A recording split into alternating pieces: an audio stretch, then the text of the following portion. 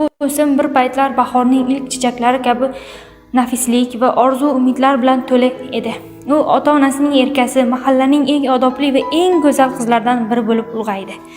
Oliygohni tamomlagan, zamonaviy fikrlaydigan, ammo ayni paytda o'zbek ayoliga xos ibo hayoni o'zida mujassam etgan Dilorani ko'rgan har bir yigitning havasi kelardi. Uning orzulari ham o'zi kabi tiniq va beg'ubor edi. Sevib-sevilib turmush qurish, fayzli xonadonning bekasi bo'lish, shirindan shakar farzandlarning mehribon onasiga aylanish. Taqdir uni orzusidagidek inson Akmal bilan uchrashtirdi. Akmal ham oliy ma'lumotli, og'ir bosiq, mehnatkash va oilaparvar yigit edi. Ikki yoshning bir-biriga bo'lgan mehr-muhabbati tobora oshib, ko'p o'tmay ota-onalar roziligi bilan to'y qilib turmush qurishdi. Ularning hayoti ko'pchilik havas qiladigan darajada go'zal boshlandi. Akmal Dilorani ardoqlar, uning ko'ngliga qarar, har bir istagini amalga oshirishga intilar. Dilora ham turmush o'rtog'ining hurmatini joyiga qo'yib, xonadonning saralash, tozalash, tutar pazandalik bilan erining ko'nglini ovlar. Oradan bir yil o'tib, oilalariga yanada fayz kirib, Shirintoy o'g'ilchalari dunyoga keldi. Endi ularning baxti to'kisdek edi. Sinovlar boshlandi, havas va hasad. Yillar o'tdi. Akmal bir o'z ishining ustasiga aylanishi, martabasini oshirish bilan ro'zg'orlar ham yanada but bo'ldi. Ular shahar markazida shinamgina hovli sotib olishdi. Mashina va uy ro'zg'or buyumlarini sarasini xarid qilishdi. Farzandlari sog'-salomat, ulg'ayib maktabga bora boshladi. Dilora esa uy bekasi bo'lib, bor mehrini oilasiga bag'ishladi. Biroq vaqt o'tgani sari Diloraning hayotida nimadir yetishmayotgandek tuyula boshladi. Dugonalarning aksariyati ishlaydi, jamiyatda o'z o'rniga ega edi. Ular tez-tez uchrashib, yangi liboslar, sayohatlar, ishdagi yutuqlar haqida gaplashardi. Dilora esa ularning suhbatlariga o'zini ortiqchadek his qila boshladi. Ular hayoti bir xil: uy, ro'zg'or, bolalar, dars. Shu doirada aylanardi. Bir paytlar o'zi orzu qilgan bu hayot endi unga zerikarli tuyula boshlandi. Ayniqsa dugonalardan biri Malikaning hayotiga havas qilardi. Malika turmushidan ajrashgan, ammo o'z biznesi yo'lga qo'ygan, erkin, o'ziga qaraydigan, doim diqqat markazida bo'lishga o'rgangan ayol edi. U Diloraga tez-tez "Sen ham o'zingga qara, hayot faqat eriga xizmat qilishdan iborat emas, yoshing o'tib ketyapti", deya maslahat berar. Bu gaplar Dilolaning shundoq ham g'ashlagan ko'ngliga cho'q tashlaydi. Akmal esa ishlarining ko'paygani sababli uyga kech kelar, ba'zi xizmat safarlari bilan uzoq shaharlarga ketar. U Diloraning ichki kechinmalarini, uning zerikayotganligini payqamasdi. Uning uchun hammasi joyida edi. Oilasi tinch, ro'zg'ori but, farzandlari sog'lom. U Diloraning baxtli ekanligiga ishonar va buning uchun tinimsiz mehnat qilardi. Xiyonatga qadam, shaytonning vasvasasi. Kunlarning birida Dilora tasodifan ijtimoiy tarmoq orqali sobiq kursdoshi Rustam bilan yozishib qoldi. Rustam talabalik davrida Diloraga so'z otgan, ammo rad javobini olgan edi. Endi esa u katta bir kompaniyaning rahbari, boy badavlat kelishgan erkak aylangan edi.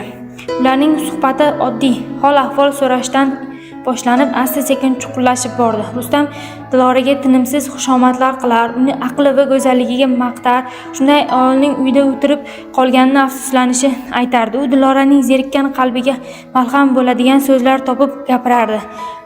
Sendek ayol e'tiborga, doimiy hayratga loyiq. Sening joying to'rt devor orasida emas, balki yuksak davralarda, derdi u.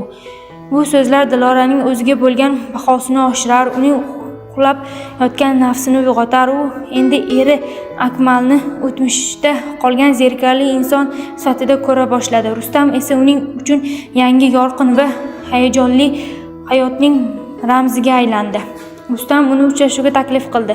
Dilora avvaliga ikkilanib, vijdoni qiynaldi, ammo Malikaning bir martagina uchrashishdan hech narsa bo'lmaydi, shunchaki ovqatlanasizlar, suhbatlashasizlar degan gapi va shaytonning vasvasasi uni yo'ldan ozdirdi. U eriga dugonamnikiga ketyapman deb bahona qilib Rustam bilan uchrashuvga chiqdi. Birinchi uchrashuv, qimmatbaho restoran, gullar, shirin so'zlar, bularning hammasi Diloraning boshini aylantirdi. U o'zini yana yosh, erkin va istalgan ayoldek his qildi. Bu uchrashuvning ortida ikkinchisi, uchinchisi keldi. Dilara endi bu uchrashuvlarsiz yashay olmaydigandek edi. U har safar eriga turli bahonalar o'ylab topar, farzandlariga ham avvalgidek mehr bermay qo'ygan edi. Uning xayolini butunlay Rustam egallab olgan edi.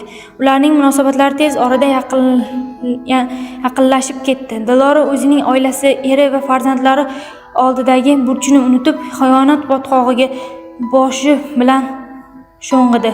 U endi vijdon azobi ham his qilmay, faqatgina Rustam bilan o'tkazadigan lahzalarni o'ylardi. Sirning oshkor bo'lishi, qaytar dunyo. Har qanday sirning bir kun oshkor bo'lishi muqarrar. Bir kuni Akmal xizmat safaridan vaqtliroq qaytib keldi. U xotinining va farzandlarini sog'gina ularga sovg'a salomlar olib eshikni jilmayishini bilan ochdi. Ammo uyda uning hech kim kutib olmadi. Farzandlari qo'shninikida edi. U Diloraga qo'ng'iroq qildi, ammo telefon o'chirilgan edi.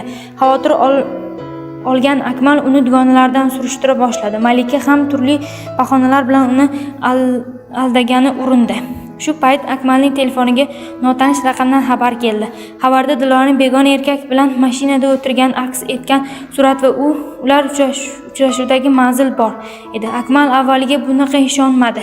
Buni kimningdir hasadi deb o'yladi. Ammo ichidagi shubha uni tinch qo'ymadi va ko'rsatilgan manzilga shahar chekkasidagi dala hovliga bordi.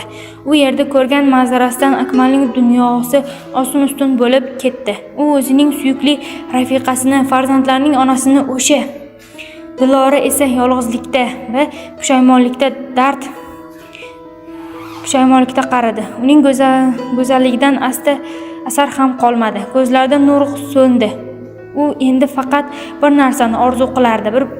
Bir martagina farzandlarini bag'riga bosish, ulardan kechirim so'rash, ammo bu orzusi hech qachon ushalmasligini ham bilar edi. Bu hikoya bir lahzalik ehtirosga berilib, oila muqaddasligini unutgan, vafo va sadoqat rishtalarini o'ziga uzgan ayolning ayanchli qismati haqida. Bu hikoya arzimas havaslar ortidan quvib, o'z qo'li bilan baxt qasrini vayron qilgan, xiyonatning achchiq mevasini bir umr tatib o'tishga mahkum bo'lgan ayolning ibratli sabog'idir. Har bir inson, ayniqsa oilaning chirog'i bo'lgan ayol, uni asliki haqiqiy baxt, qimmatbaho liboslar va dabdabali davralarda yoki o'tkinchi xushomatlar emas, balki oilaning tinchligi, turmush o'rtog'ining roziligi va farzandlarining beg'ubor kulgusidadir. Bu ne'matlarning qadriga yetmaslik, ularni arzimas narsalarga alishtirish esa bir umrlik pushaymonlik va azobga olib kelishi muqarrar. Agar ushbu hikoya kitobcha, maqola yoki sahna asari shaklida ishlab chiqarmoqchi bo'lsangiz, Ma'rifat yordam bermoqdaman.